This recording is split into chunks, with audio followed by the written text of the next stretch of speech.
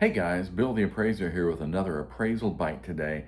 The topic today, since this is going to be a short, keep this under 3 minutes, is about having two homes, two properties, two dwellings on the same parcel, the same tax map number.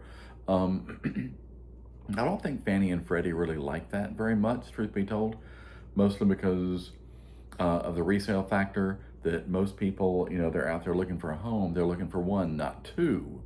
And so sometimes it's basically the short answer might be over improvement.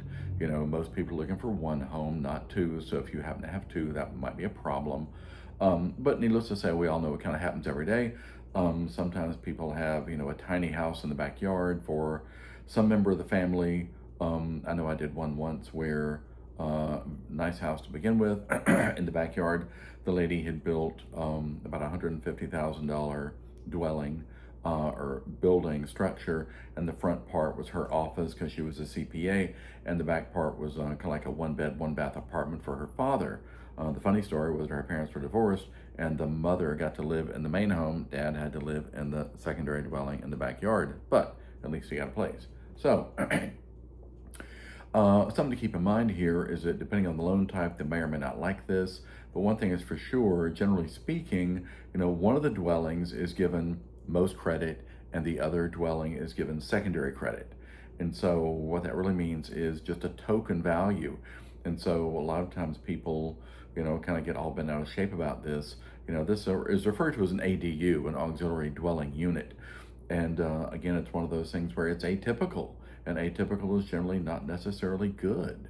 So you do get some credit for it, but you don't get as much credit for it as if it were standing alone, so to speak. And so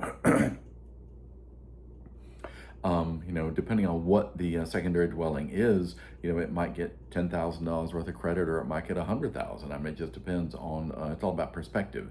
If your subject property is $1 million property and they have a second property on there, then maybe that next property is good for a couple of $100,000, who knows? But the whole idea is that, I won't say best to be avoided because it probably can't be avoided, is what it is, family situations and such. But bottom line is, whatever you put into it, if you created the secondary dwelling, you will almost certainly not get that much value back on the appraisal.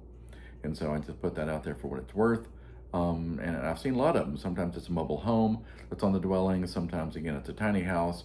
And then it goes back to, as far as just something being considered an ADU, could be, a finished room over the garage, that kind of thing. So anyway, going to cut this off, get below 3 minutes. Thanks for tuning in. Hit like and subscribe. See you on the next video. Thanks, guys.